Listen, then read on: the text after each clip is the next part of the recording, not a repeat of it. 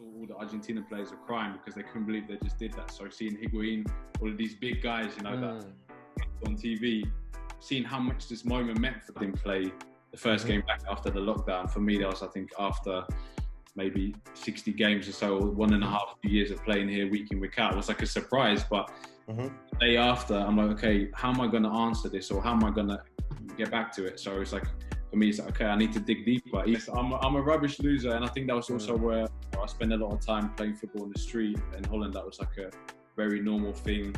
Messi, but I'm not saying Ronaldo is not the man either, because he's managed to whack some goals past me when I've been on the pitch. You love a lot of cartel shows. I thought he was going to say be the boss of the Narcos or something. and seeing greatness from like touching distance.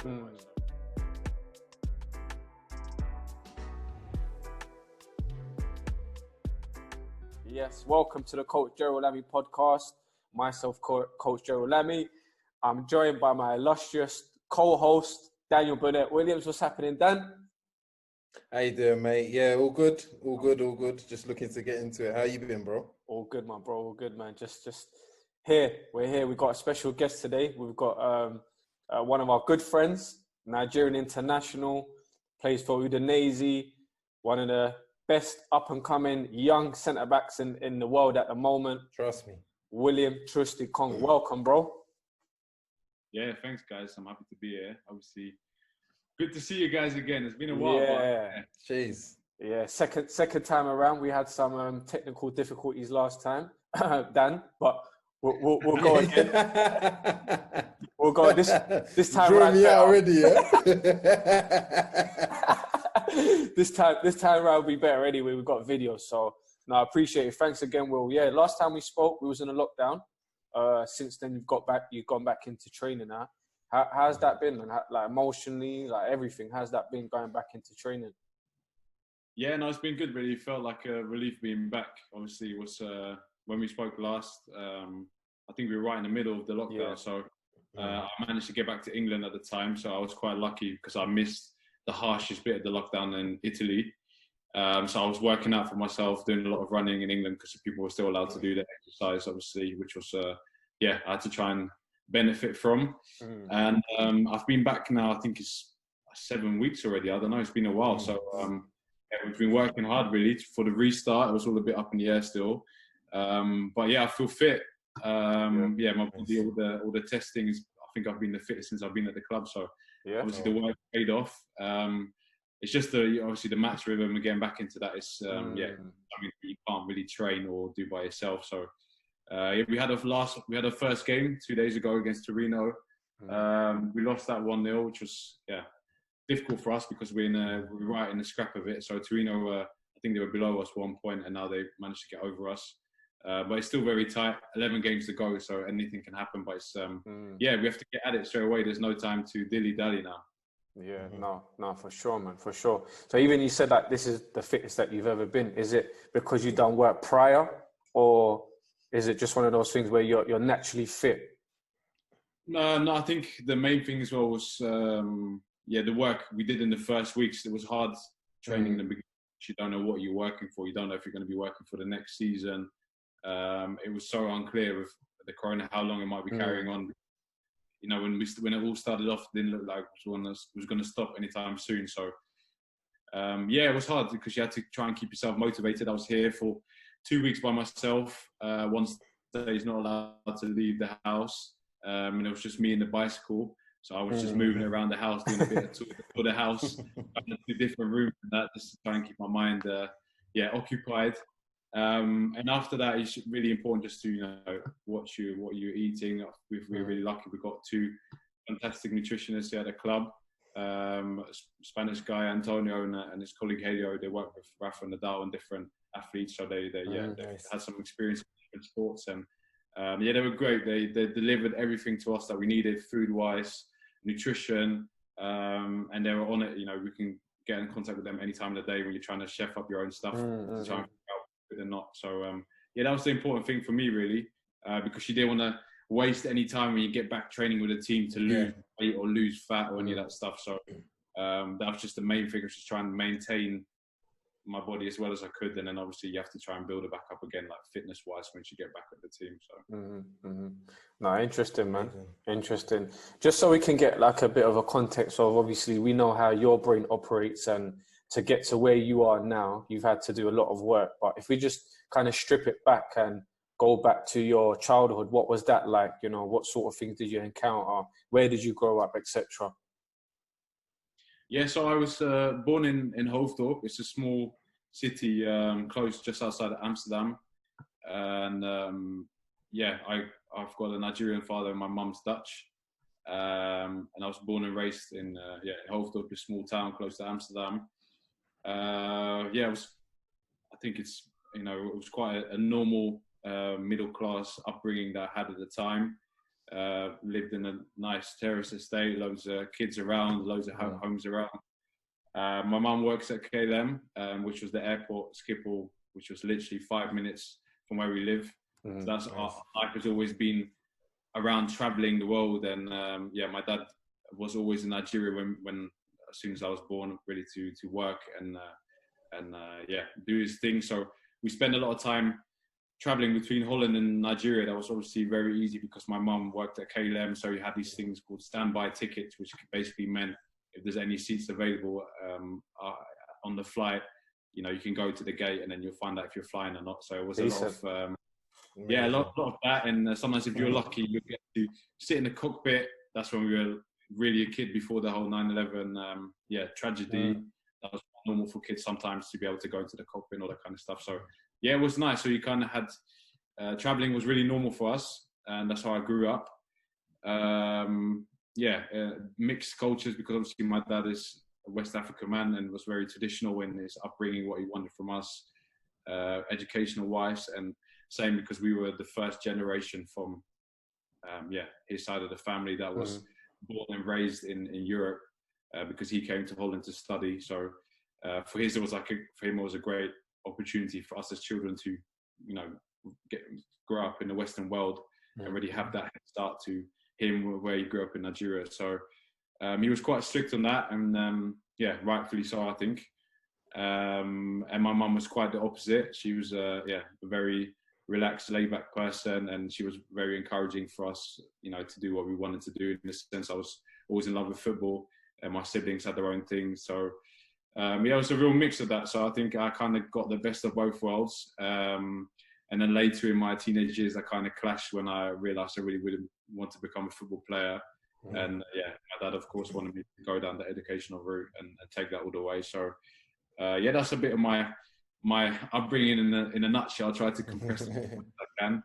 And then, of course, the main event is that I went to boarding school in England when I was 12 years old. So when I started there, traveling wasn't something new for me because I already did that so much growing up.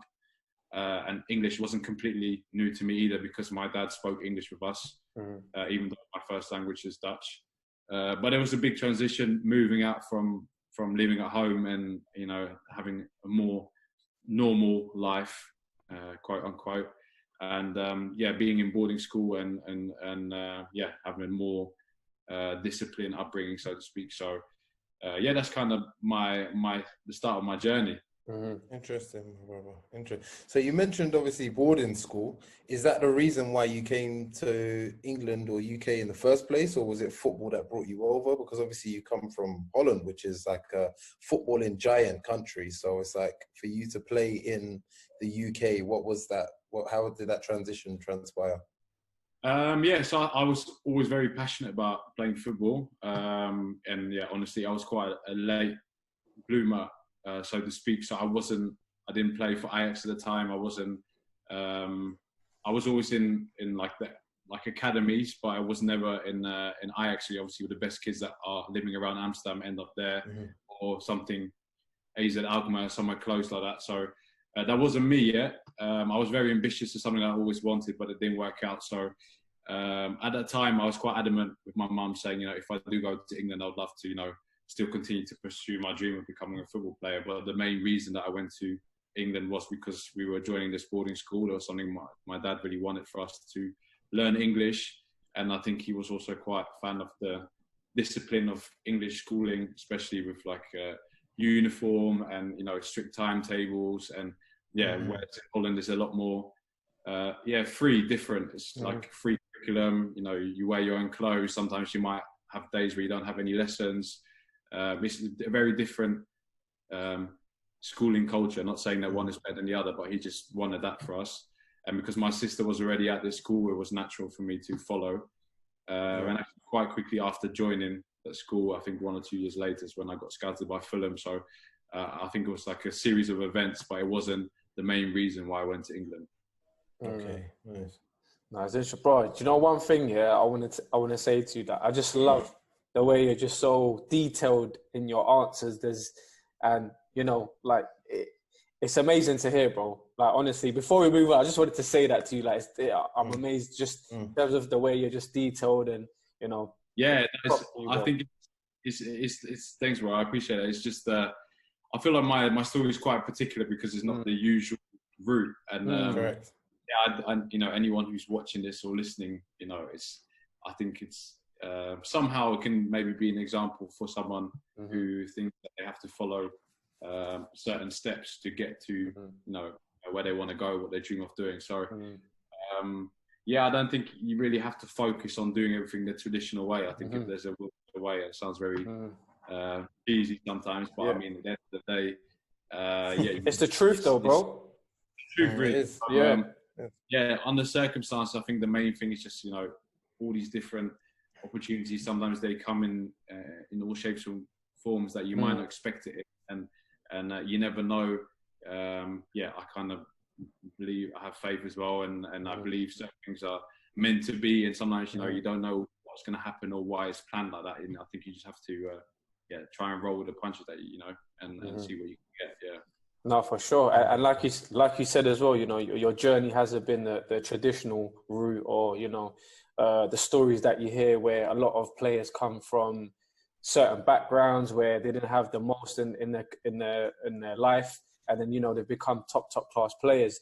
Not to say that you had everything on the plate for you, but you kind of had like the best of both worlds, and you kind of understood, you know, best of both worlds. For you, like, where did you get that drive and that ambition to say, you know what, I want to make it to the highest level and I want to get to the top? And even to where you are now, a lot of people will be like, you know what, if I have the career that you've had so far, I'll be happy. Do you know what I mean? But for you, you want to take it to the next level. Like, but again, in terms of the drive and ambition, where does that come from? It's difficult because I get that question sometimes, and it's something that I ask myself as well sometimes, because sometimes I feel like I'm a bit freakish that I have this conversation with my missus all the time, because she has to tell me sometimes to try and be content with what I have or where I am. That's something that I actually struggle with sometimes, because I'm always so demanding of myself. I think it kind of probably started off with the idea that I, for some reason, when I was about 5 or 6 years old, I really fell in love with football, and I felt like this is really what I want to do, and I became obsessive with it. And I think it can be a good way, because you kind of have to be somewhat delirious sometimes to really believe that you can do something, and then the universe kind of shapes around that. Because there's so many people that didn't believe, and rightfully so, in me at the time, because it didn't look like it was going down the traditional way, for example. And within that as well, because my dad didn't really want me to become a football player, I became even more stubborn to try and prove to him, or to prove to the rest of the people that I wanted to do it. So I think that kind of was the first thing, is that I had this real self-belief, and it kind of like became a thing of trying to prove people wrong in the beginning, which I later found out wasn't the most positive energy. And then after a while, it kind of became a thing where I believed that I could really do it, and it was like more to prove myself right. And since then it's kind of become an obsession. And now I seem to find every time I reach a target, or I reach something that I, you know, was working towards, you always want to have something new. So I think that's just something innate. My dad was like that as well. He's quite entrepreneurial, and he always, since we were a kid, he was always pushing us to say that he was expecting us to do better than what he did. And it was the kind of the spirit that he gave to us, you know. And he was also someone who was never satisfied, even if we came home with straight A grades. He was always pushing us. And now, seeing, you know, I'm a father myself, you kind of understand why parents do that, to challenge you. And I think that kind of just ignited that fire, and it's just kind of snowballed to where I am now. And this becomes the opposite sometimes, that I have to try and tell myself to, enjoy the moment, because I'm always thinking about the next thing. Interesting. Sorry, G. No, Interesting that you say that, Will, because obviously I've known you throughout the years, from like Tottenham to where you are now.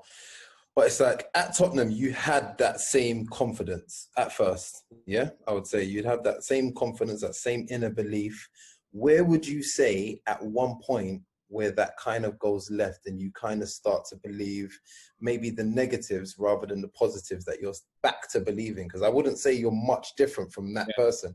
Do you know what I mean? That you had those same beliefs, same understandings, but at some point you just kind of go to the left. Like where did that come from, or how does that creep in? I think it came quite quickly, actually. I think Tottenham was, for me, was almost like the moment where that self-belief that I had became real, because I was now a 14, 15-year-old boy who was going to very well, a good boarding school, have a good teenage years. I had nothing to complain about. Saying all this time that I was going to become a football player. At Fulham, it worked, but it wasn't to a point where they were going to give me a scholarship yet. And there was one scout there who brought me in. His name was Mac. I don't know his surname, and another guy, Andrew. And in case they're watching this, I'm happy I'm plug them in. So no job. They brought me in, and I remember Andrew came up one day. I came in for my lessons, and he was standing at my school. I think he travelled all the way from South London, and I went to like a trial which I had to get invited to, and he was standing there, and I was shocked to see him because I never heard anything from them. And he said, "Listen, Will, I believe in you. I know we can work for something, and we're going to give you a chance at Fulham." So I was really buzzing when that happened, and then I was a bit unfortunate at the time because I was at Fulham for a while. That when it came to the decisions for the scholarships and all that kind of stuff, they had a big change in the academy, and I think some of the people who were making the decisions were out, and there were some new people in. And then the head scout who was there, he said to me, "Listen, Will, I don't really know what's happening at Fulham, but it's taking too long. What places are close to you?" Because he knew I was in the boarding school in North London. I said, "Listen, I'm close to Tottenham, north side of London." And he said, "Okay, well, where do you want to go? You want to go to Arsenal or Tottenham? I'm going to ring them up and I'm going to organise a trial for you." And I didn't know anything. I was just happy that he believed in me. So at that point, I was like, yeah, wherever they'll take me first. And I think I went to Tottenham then. And that was the moment that I came in contact with John McDermott, Chris Ramsey, there at the time, academy. And they were like, they see something in me. They had a guy, Stephen Corker, their player, who was, I think, 2 or 3 years older than me. And I think they kind of viewed him as a model for how I came in, because I think he came quite late and was quite a raw talent, but he had a lot to become a good central back. So for me it was like the same thing, and they believed in that. So now all of a sudden I'm going back to my school. The head of the academy from Spurs is turning up, saying, "We want to have this kid. What's happening?" Calling my mum, saying, "Listen, we want to come to Holland to try and arrange the scholarship and sort everything out." So that was like the moment that was like a confirmation for me. I remember when they offered me my scholarship, I think I was in tears. I was buzzing. I had it out. And and then when I arrived at Spurs, I think after 2 or 3 months, because they straight away like pushed me up. It started going a bit backwards. I wasn't performing the way that they expected me to. I think I also had like a moment where I kind of felt, okay, I've done it now. You're 16, 17, all of a sudden you get some pocket money, and you get a Tottenham tracksuit, and you go from, in my circle, I was now the big fish, so to speak. And when I look back at it now, I just got to laugh, think about it. But I feel, because when you're an adolescent man, that's that happens. And then I kind of got put in my place quite quickly. I think I played horrible for some games, and before I knew it, I was down the bottom of the order. And I was still believing in what I could do, but the reality is now I'm with other kids from all around London and around the world. We're all fighting for the same thing. And you realise that trying to play for a pro club is like cutthroat. If you're not doing it, you're not going to play in the weekend in the under-18s. They've got 2 or 3 other kids that are going to play in your position. Before you know it, there's an under-16 that might be pushed up to play in your position. So that's like a moment when I start questioning myself, and I think I quite struggled with that, because I spent so much time trying to almost like prove to my parents, to everyone around me in my school that I could do it, and I'm here.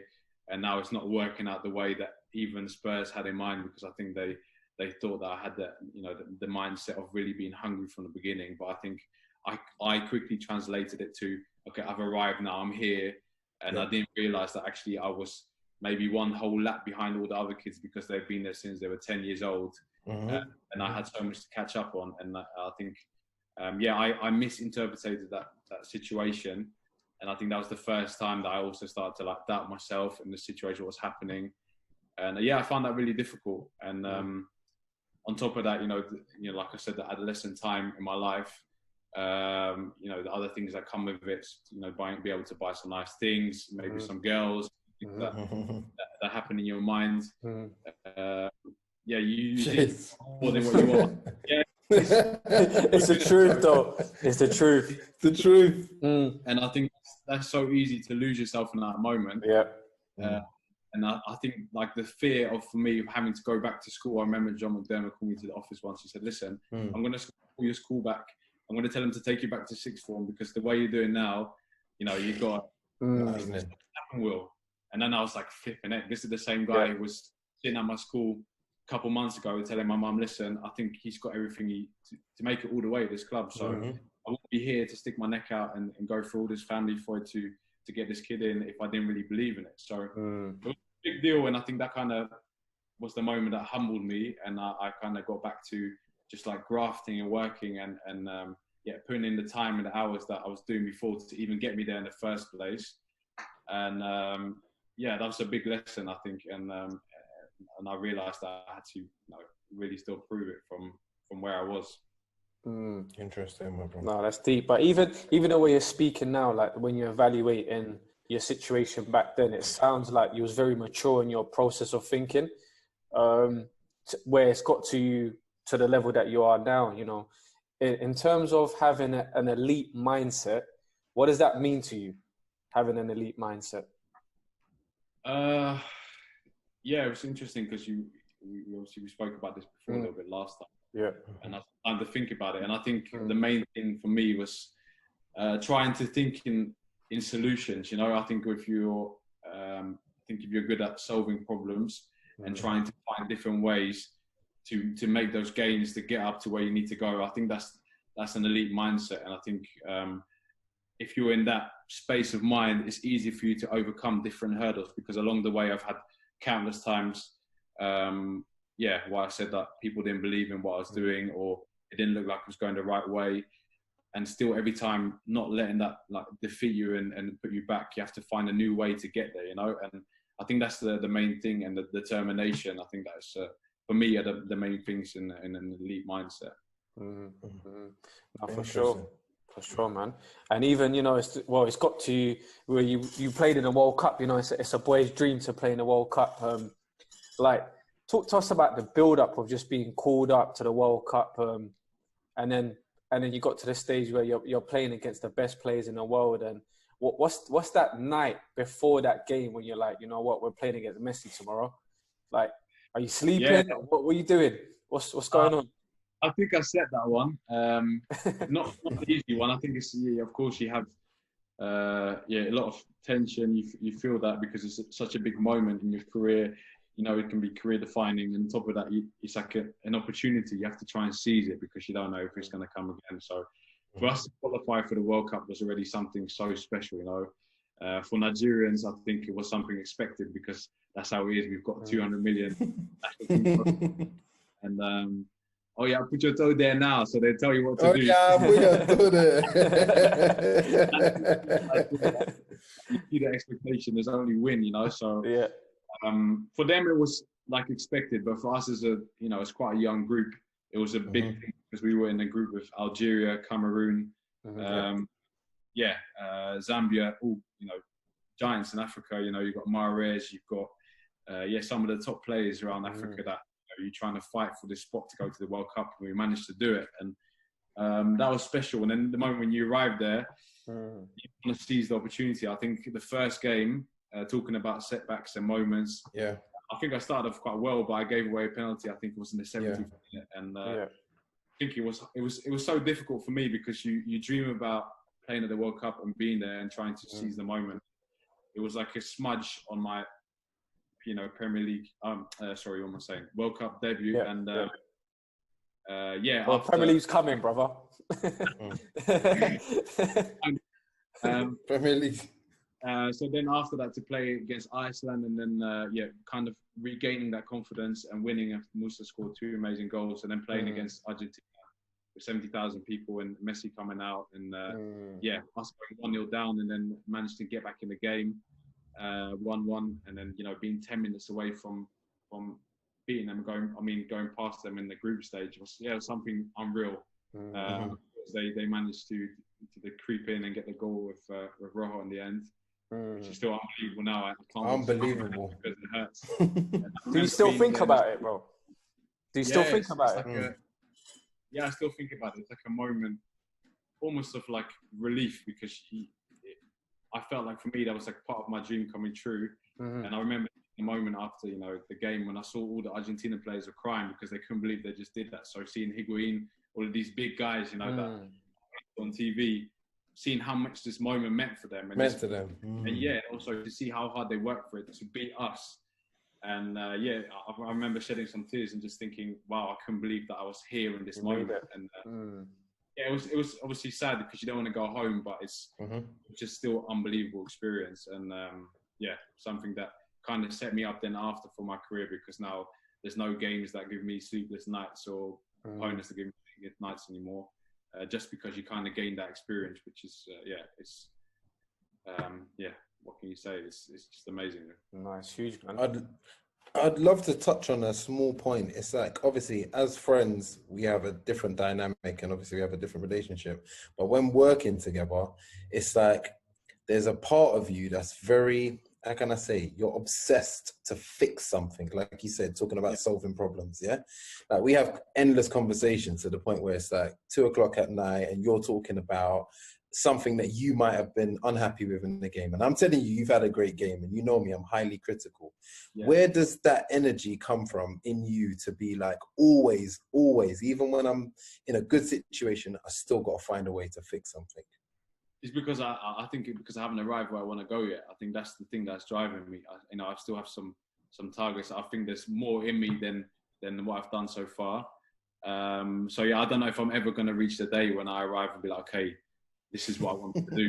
I think that's the thing that's just keep pushing me. And I think as you kind of get older, you try and transform that, like I said, that energy not into like frustration, but it's like my drive. Like even as recent as 2 days ago, I didn't play the first game back after the lockdown. For me, that was, I think, after maybe 60 games or so, 1.5 years of playing here week in, week out. It was like a surprise, but the day after, I'm like, okay, how am I going to answer this? Or how am I going to get back to it? So it's like, for me, it's like, okay, I need to dig deeper. Even it might be for whatever reason the coach wants to use me for a next game or anything. I still I use that as a drive for me to, push that extra little bit. And every time I'm surprised, what I can get out of myself when I push myself. So sometimes I kind of need that. I need to feel that pain. I need to be able to hurt myself to then push harder again. And I think if that becomes your driving force, then every setback also kind of just propels you, Amazing. Well, just to go off by with what you said, in terms of always wanting to be better as well. For me, it's like having that foundation is crucial to someone's development, especially at a young age. And from the sounds of it, when you spoke about your dad, even when you came back with good grades or something like that, it wasn't that it wasn't good enough, but he just wanted you to continue and always strive for the best. Do you feel, with that sort of upbringing, that's where it's all come from, where you want to take it to the next level? You want to win big trophies. You want to become the best defender in the world. Is that the sort of upbringing that's kind of set you into the mindset that you are in now?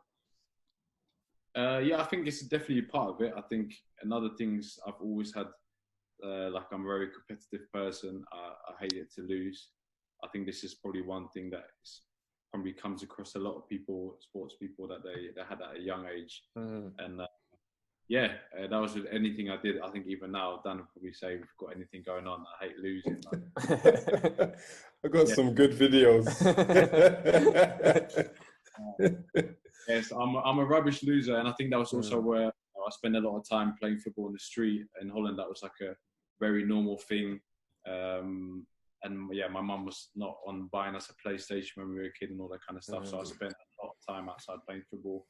And that always became like a thing in my neighborhood. You didn't want to be the kid that was not good, or you wanted to be the kid that was best in your little cage or whatever. So I spent a lot of time playing there and playing on until, you know, winner stays on, and, you know, not going home until you made sure that you won, and then you're leaving. And even if you're bringing your ball to the cage, nobody's going to beat you. So that was kind of the thing from early. And then it became like a thing at school. I wanted to be the best. I wanted to be the best player at school. Then I wanted to be the best player at my second school. I wanted to be the best player at my, you know, amateur academy that I was at. So, yeah, of course, you kind of take that with each level, and then you kind of make it a little bit more. You adjust that to not just being obsessive or trying to be the best in, you know, your team, but being the best in filling in a certain role, and you know, then it becomes being the best version of yourself. And I think that's another big part of it. So it's not only the that bit of striving for better always that I had from my dad, but I think also that part of competitiveness has to come into play to compete with others at the start, and then after a while you start competing with yourself and seeing what you've done and how you want to outdo that all the time. Do you do a lot of self-development off the pitch? Because, you know, a lot of things that you're speaking about is about, you know, trying to be the best of things like that. Off the pitch, do you do a lot of self-development? I know you do a bit of work with Lucas Krul, the personal trainer, and a lot of his work is really, really good. But in terms of just away from the physical, in terms of the mental side of the game, is there any specific things that you do? Yeah, so when I went to Turkey, I think it was in 2017, the year before the World Cup, I left Ghent in Belgium, and I had the opportunity to sign at Bursaspor, a team in Turkey at the time. And that also kind of changed the picture a bit for me financially. And I knew the World Cup was coming. That was a great motivation because we hadn't qualified yet, but that was my goal for going there. I always said to myself, I'm going to go to Turkey, which was probably not the most logical move career-wise for a young player to make to, you know, still is a big league. It's very competitive. You play against great players, big teams, but it's maybe not as mainstream. But financially, I think it was one thing that also kind of changed for me because I had some security as well, which you never know in this game what happens. And just a great opportunity that arrived that I had to take. And then straight after arriving there, I thought, okay, I can go two ways about this by just being happy to be here. And the training was a little bit more laid back. We had a French coach, Paul Le Guen, a player that used to play for PSG. He coached teams in France. And he challenged me, and I kind of challenged myself as well towards the World Cup to say, okay, how can I improve my game besides the stuff that I'm doing here at the club? And I started to work with a mental coach. I think that was like a big thing for me as well.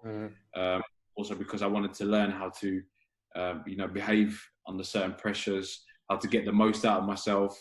I think it's quite a big thing for young players as well, is that you might get nervous for a game. You don't know how to handle certain situations, how to handle yourself in certain moments, which can somehow then affect your performance because you might have it in you, show it 5 or 6 days out of the week on the training ground, but then when it gets to the Saturday, Sunday, how do you translate that into performance, you know? And that became a thing which I wanted to work on. So it was something that I was dealing with. I wasn't always the best playing under pressure, but I knew that the moment was going to happen. You know, the World Cup was going to come. If we qualify for that, what's going to happen after that? How am I going to deal and be ready for that?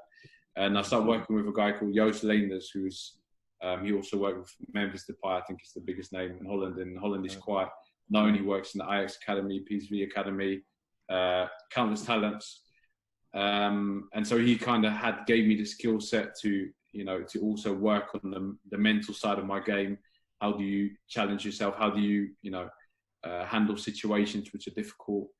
That was like a big thing for me as well. So that was like one of my puzzle pieces that happened in that year. That I added at the same time. I added the work with Lucas that I was doing because I happened to see some work of Lucas in a documentary with Thiago. Douglas Costa. Many years ago on YouTube. Being inspired by that as a I think I must have been quite young when I watched it and thinking, wow, I'd love to train like that and be so focused.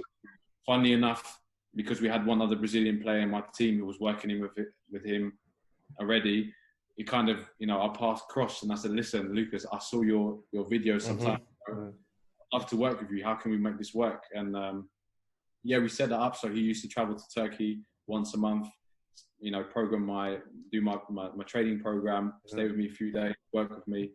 And I just wanted to make sure that I was, fit, not in the sense of, just lifting weights and doing all that, but make sure that I was doing my injury prevention properly, my flexibility. I'm quite a big stiff guy, so I need to work on that. Get that WD-40 out. It's easy to neglect because you're happy to be, where you are. But I knew that I had these things to get to the next level, and they just became part of my my circle of people that I have around me that I knew that could help me and push me in different ways that I couldn't necessarily do by myself. I think it's good that you kind of surround yourself, or you try to get information from people that specialize in different things. And in that sense, I try to use people that are specialized in whatever they're doing to help me. And I think, you have to be open to ask for help and just make the most of opportunities. And I'm quite lucky now that I'm in a football club at Udinese where they have everything for a player, which was so exciting when I arrived there as well, is that they've got the best nutritionists, the best sports scientists, everything we have here, all the facilities at the club. So it's just about how much you want to use it. It's up to you now with the tools, what you're making out of it. So that's kind of the thing that I kind of learned along the way. And then, I decided, okay, I'm going to allocate this amount, my time with my money to invest in myself to keep on improving. And if that, includes getting these people around me to do that, then I'm going to have to do that. And the same way, I think, Dan, obviously my friend, but at the same time, we had a professional relationship because he was around me managing some aspects of my off the pitch. And also sometimes you just need some good people around you to be a bounce board, to talk and, talk about games or anything else that you need around it. And I think people that have that well organized, you become quite sturdy and you can really concentrate on developing and keeping on going. And I think when you have setbacks or moments which are difficult, they just keep you on the right path. And that's kind of what happened in the last couple of years. Interesting. You mentioned Udinese and like how much they have, and obviously I was fortunate to, you brought me around the club and introduced me to a few people, which have changed now, but still I could see the depth and level in which they go to make sure that the players and yourself are, have the facilities that they need to go to that next level. It's not like a traditional mid-table club. It's like a top-level club, to be honest with you. Now, what would you say is the difference in playing in all the leagues that you featured in to actually arriving in Italy? What was that like? Like, what was that next level like? Well, I think I can only speak of my experience. So, of course, you have great leagues in the world. For me, Serie A belongs, it's part of those, you're talking about top 3 leagues in the world. You're going to have to mention Serie A, one For sure. And, I think arriving here, it came a point where I couldn't do anything on cruise control anymore. It's like everything, every week you're playing against great players, you're fighting for your spot, you're competing with good players at your club and the teams that you're playing against. So you have to be on your toes. You have to adapt quickly. That's important. You have to adapt to situations, and you have to be ready to push yourself. And I think that has been the thing that made Italy also so enjoyable for me. Not just, of course, the lifestyle and everything that comes off the pitch with it as well. Is that I always feel challenged. I haven't had a moment yet, or a week, or a period where I said, okay, I'm here now. I can just do this on my cruise control. I'm always, challenged, and every week it's difficult, the players that you're facing, and you have to be at the top of your game. I think that's been the thing that's made Italy the best country for me to play in so far, and also it still makes it so enjoyable because I don't feel like I've run out of room yet here. So that really interesting. No, for sure, man, for sure.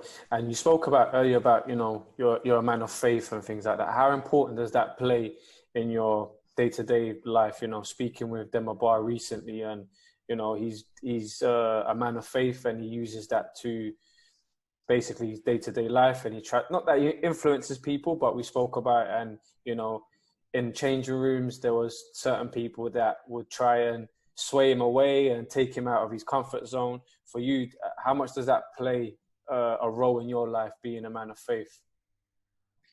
Yeah, I think it's always been a big thing.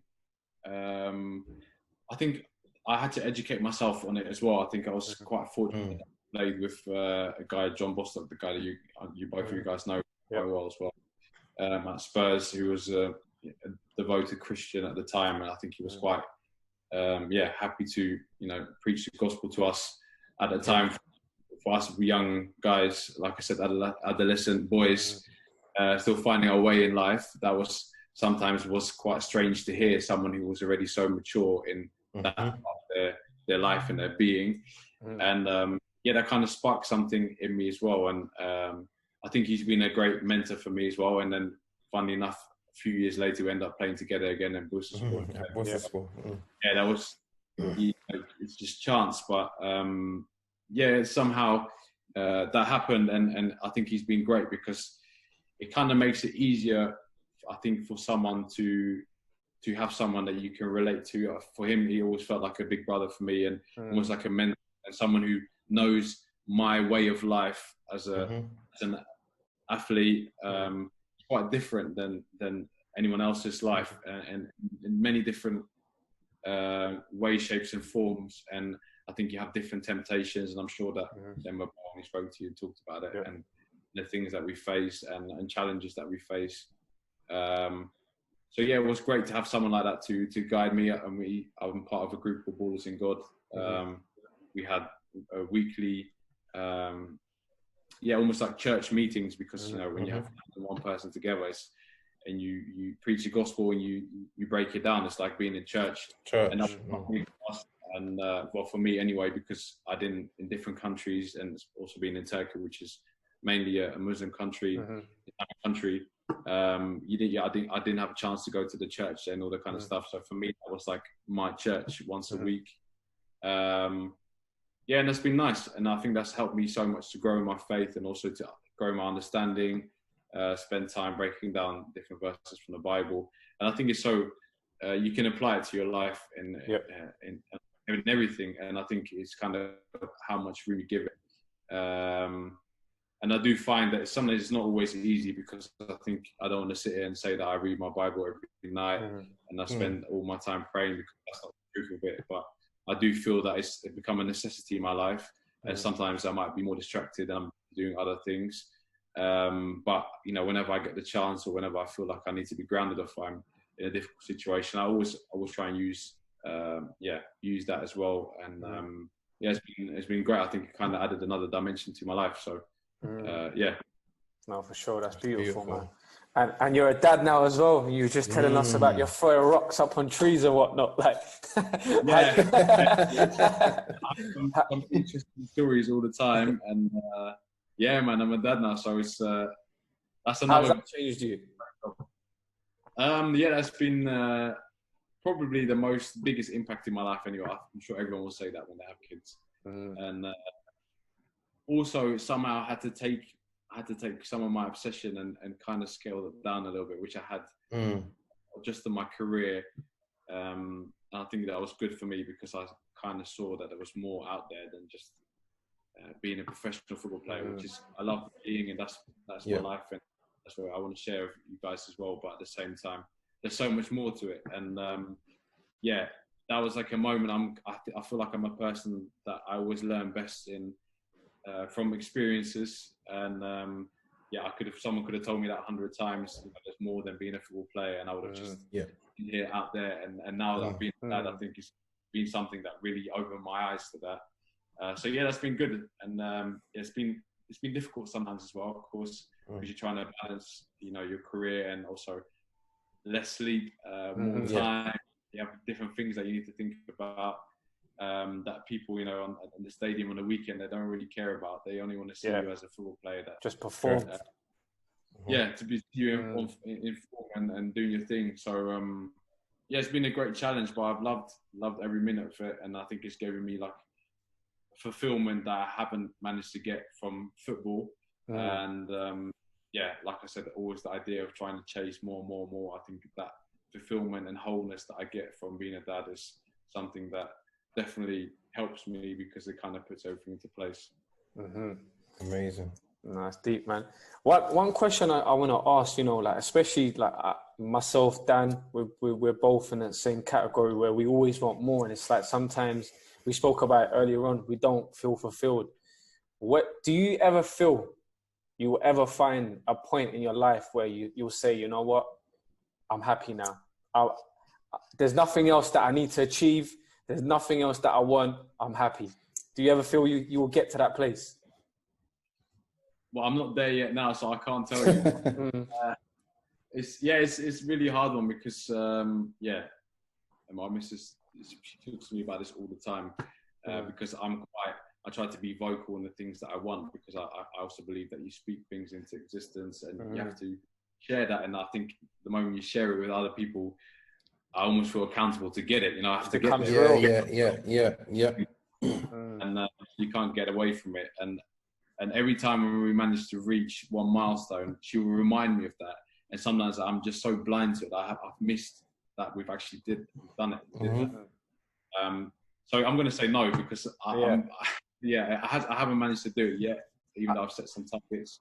But I think it also comes to scaling down expectations. But I'm not ready to do it anytime soon. And I think maybe also when you mature and you start to see life maybe in a different way, you definitely realize that other things give you that fulfillment. And I think like having children was one of those moments for me. In the past, I when I was a lot younger, I kind of associated that with finance as well. You realized it wasn't the thing that was going to fill my fulfillment as well. My career is something that I'm still working on, because I want to see how far I can push that. That's going to give satisfaction yet, but up till now, still haven't managed to do that yet. So I think, people like us, like you said, you feel the same way. Dan feels the same way. You probably find fulfillment in things that weren't necessarily the things that you thought you're going to need to get. So, who knows? Maybe it's already in your life, but you just haven't realized it. You don't realize it, yeah. Yeah, it's crazy, man. I'd say I agree with you too. I feel like that fulfillment comes in moments. So it's like where you're at the moment, you may be happy with that situation or the people that are around you, but then goals change, and it's like that becomes the norm for you. So for instance, if you wanted a square box and you get a square box, you're not happy with that square box and you're content, you're happy. But then now you look at a circle box and you're like, I love my square box, but I also want a circle box. Do you know what I'm saying? And then it's like going from box to box, that's like a footballer. The pattern never ends, innit? It's like you always want more. It's crazy, but it's like, it's the same thing, I guess, when you're playing at a higher level, you know, hearing stories of Alex Ferguson and players and people that have played for him. And it's like, I heard Andy Cole say the other day where he was like, they've just won the league. They've just won the Champions League. And Ferguson's like, all right, cool, well, we got to get ready for next season. And you're like, I haven't even enjoyed lifting the trophy or anything, like, do you know what I mean? It's just like, you've lifted it, boom, we've had our party, done, on to the next season. So I think it comes with that territory, playing at a higher level as well. And certainly, you know, you're doing that at the moment, which is amazing. But just briefly, I wanted to talk to you about, you know, you spoke about finances and things like that. Of course, when you're younger, you're a bit less careful with it. When it comes to, you know, your expenditure of money. In terms of you at the moment, you know, you've obviously matured a lot. What sort of things are you thinking about in the future in terms of, you know, making sure that, again, the footballer's lifestyle is it's not a long lifestyle where you can generate a lot of money? In terms of you, what sort of steps are you taking at the moment? I think this is something in football. I think I come across so many players as well, and we have this conversation, and I think it's important in football as well that this becomes something that is talked about and players are educated on, because is something that is so real, and unfortunately, I hear some stories about players that get to the end of their career and then maybe not straight away, but along the line they face all kinds of difficulties. And the same way that I spoke with John McDermott, who my academy manager at Spurs at the time, I'm still in touch with him sometimes, and he actually touched on it when I spoke to him after many years. He said, "Will, what are you doing off the pitch? What are you doing with your life? What are you thinking about? What you're going to do when you're finishing, and what you're doing with your money?" And he was asking me quite directly, and I think that also because he's obviously seen so many footballers come through the Spurs academy, and some people reaching levels, and some people, going back into normal life. And I think it's something that he probably faces a lot. Some of the guys that he mentored in his time, and seeing maybe the situations they've managed to get themselves into, good or bad, and the time that they spent on it. So that kind of hit home with me as well. And I've always been someone who made that a priority to make sure that I try to invest my money quite well. That knows that a lot as well, because I like I said, someone that I speak to a lot about all kinds of things, and this is the one thing that we've touched on. And it's been, I feel like in all these years I haven't really changed my lifestyle. So I think that's a big thing, because I think as your income maybe changes over years, up or down, I think you have to try and aim on something sustainable that you're going to be able to do for all this time, even when you're finished playing, and you have to try and think of a life that you can create that is sustainable as well financially for when you stop playing. And that's been the main thing really. So I've always had that in mind, and I'm trying to put myself in a position where the money that we do accumulate during our career, we can use it in a way so that it's going to end up working for me. So if I can finish playing, that I can decide what I want to do. If I want to become a full-time dad, or if I want to venture into something completely different, I can do that from a place of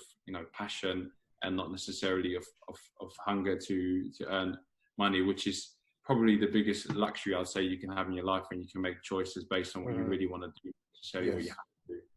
And I think that is the definition of luxury, and that I'm trying to work through, is that I can make choices of things, like I said, that I want to do, that doesn't necessarily have to be anything excessive or expensive, but just having simple choices of being able to choose if you want to dine out or stay at home, go on holiday or stay at home, or do this with your kids or not. And I think I'm quite lucky when you're a football player and you work hard for so many years, that you can make yourself financially independent. And I have to make sure I seize that opportunity really.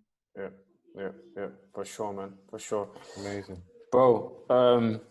We can sit here and talk to you all day long, man. It's just fascinating. Honestly, bro. Honestly, man. You're not rambling no, at all. Not at all. Do you know what it is? Because a lot of people have the perceptions of footballers where they don't have a lot of brains, they don't do this, they don't do that. Yeah. But like, you're the definition of, there's something there. Like, there's more to it. It's not just a footballer. Do you know what I mean? And there's loads of it's a person, and this is why managers like Jurgen Klopp, they're so good at what they do, because they work with the person. It's not about the player, Like he said, at the end of the day, you're a human being just like everybody else, and people expect you to turn up every Saturday, Sunday or Friday, whenever you're playing, and give a 10 out of 10 performance. But sometimes the baby's kept you up all night. Do you know what I mean? Like, I didn't get that sleep. I'm not a machine. I didn't get that sleep. It's like a normal 9 to 5 person going to the office. If they don't have the best of days, they're not going to get scrutinized. They're not going to get, you know what I mean? They're not going to get that sort of backlash from people. They might do from the manager, but not by thousands of people. Then how do you handle that pressure? Do you know what I mean? So it's like, that's what I'm saying, why we can speak to you all day long, bro. Like, honestly, like I said before. So breath of fresh air. For sure, bro. And I wanted to wrap up quickly with a bit of a fire quiz with you. Fire question, fire round, whatever you want to call it, yeah? So, quick one. You've played against these two before. Messi or Ronaldo? Messi. But I'm not saying Ronaldo is not the man either, because Yeah. he's managed to whack some goals past me when I've been on the pitch. But yeah, seeing Messi up close in the World Cup and the goal that he scored against us in Nigeria, it was like watching him, and he was doing everything, but it was like slow motion and not being able to do anything about it. So for me, he was outstanding. Deep. If he wasn't in the football industry, what do you think you'd be doing?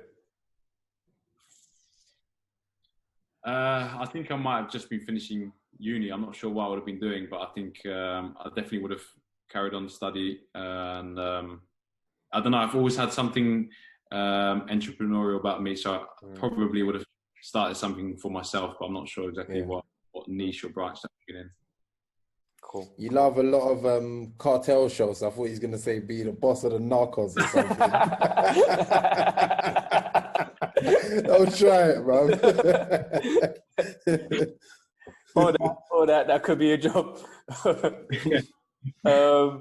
Well, speaking of that, the Narcos, if you had to pick someone to play in the film, who would it be? To play me in the film? Yeah, to play you. Wow. Oh, it's got to be Will Smith, probably. Will Smith. That's a shout. That's a shout. Yeah. I've been watching Fresh Prince lately as well. I had to bring it back, man. In this quarantine, man. I've been watching it. It's got to be him or Denzel. But I was gonna say with Denzel. I was gonna say Denzel. I was gonna say it. Speaking of shows, what's your favorite TV show? I think it changes so much. What have I watched recently that I love? Not Narcos. Yeah, I mean,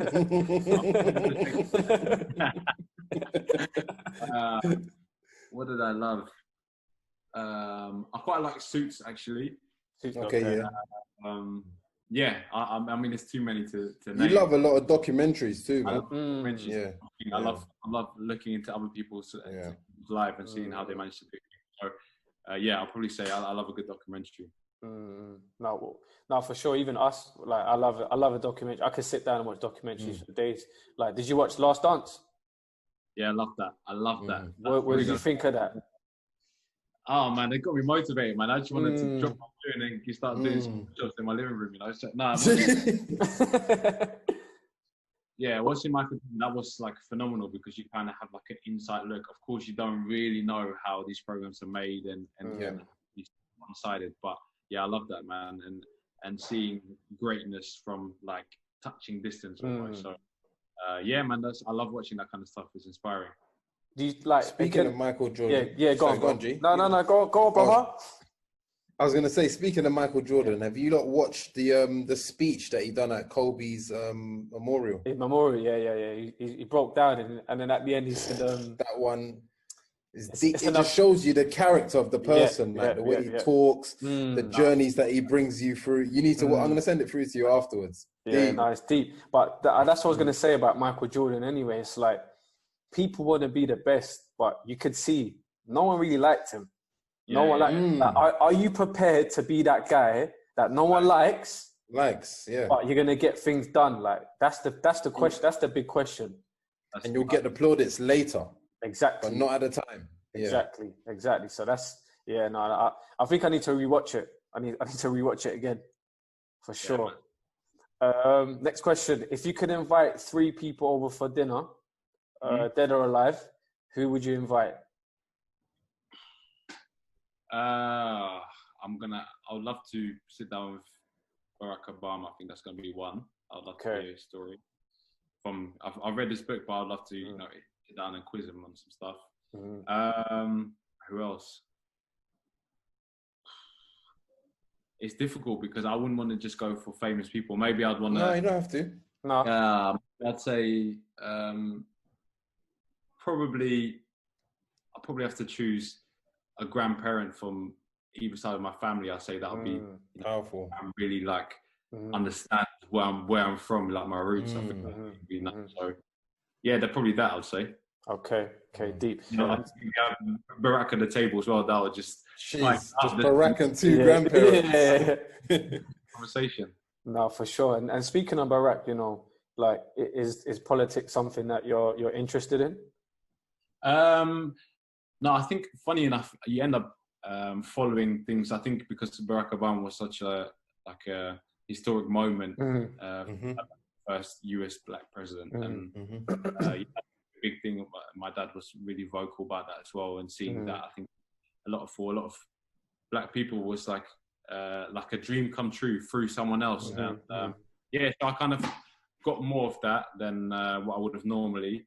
But yeah, I have to say that's probably one of my things that I'm not too proud of, that I don't really deep too much into politics. I don't listen to the news too much either. I don't know if that's good or bad, but that's something that I'll say I would like to improve. Yeah. No, for sure, and we can touch on it briefly in terms of what's been happening lately. In terms of the you're right there, bro. Yeah, I'm just plugging in my laptop. Oh, no worries, bro. I thought Oscar woke you up, bro. Yeah, no, just in terms of, just to shed some light, because it's very, very important in terms of the Black Lives Matter movement. Black Lives Matter. For yourself, being a footballer, being a black footballer as well, and even in terms of Italy, where it's had this, past of certain things have happened over there and things like that. But for you, in terms of the movement and everything like that, how important is that to you?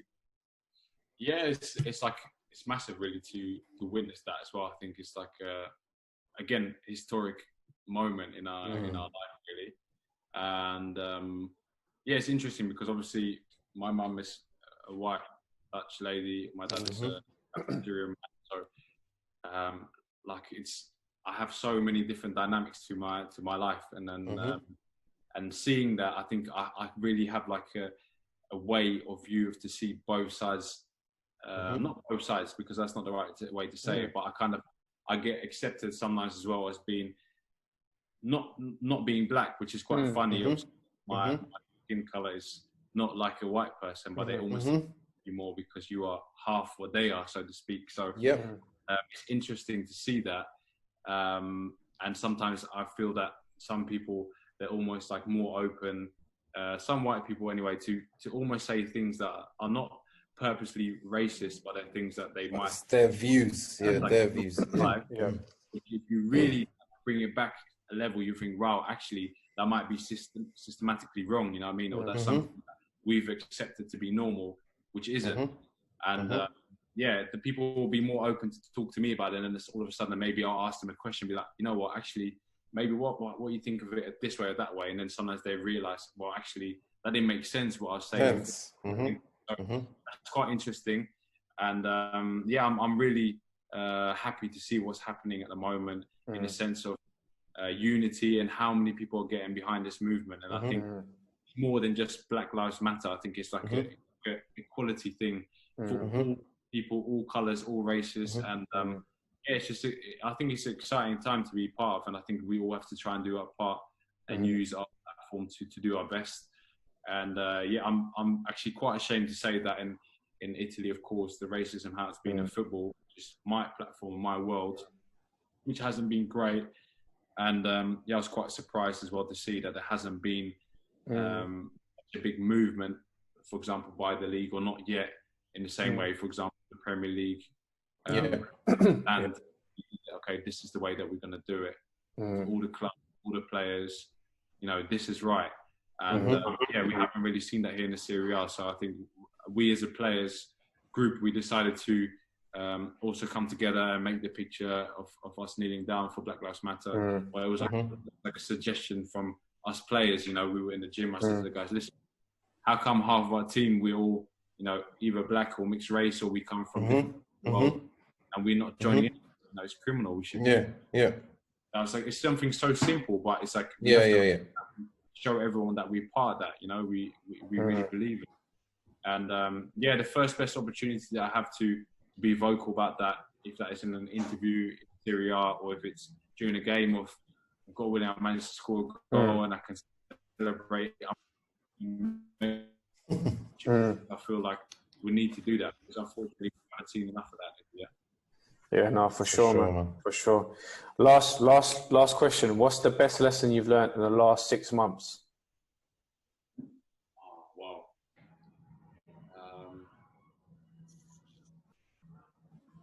That's a difficult one. That's really hard, man.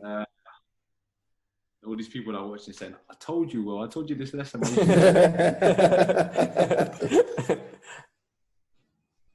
I'll probably have to say